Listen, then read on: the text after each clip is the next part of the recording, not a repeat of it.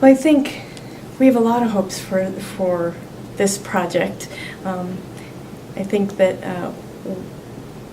the combination of the national partners who've come together from the different perspectives, from the perspectives of the system itself in terms of the DD agencies and the providers, and the DD councils with their perspective representing families and self-advocates, as well as those systems who then sit on the DD councils as great conveners at the state level, combined with our grassroots organizations, the parent-to-parent and the siblings and the self-advocates, combined with forward-thinking implementers in the states, can really begin to take this idea of a framework that is around how are we going to get to this conversation around supporting families in a broader way that is beyond Medicaid and beyond just focusing on an assumption, again, of a residential type of support, but really reflecting the realities of holistically, how are we going to ensure that the families who are supporting individuals in their families or in a different, not necessarily living together, but a family member who has an intellectual and developmental disability, how would they need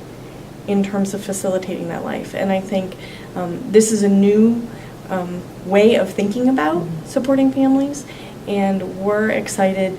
to have these thought leaders coming together and putting their passions and their energy together, so that at the end of 5 years, hopefully we do have a new framework, and we have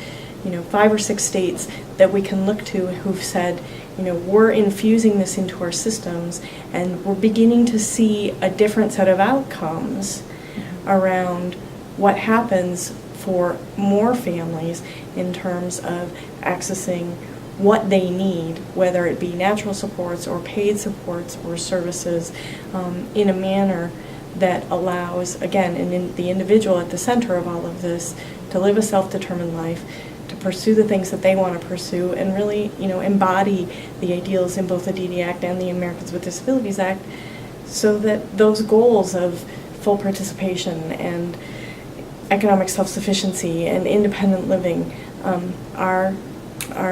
achievable based on what's happening with the families. So it's exciting.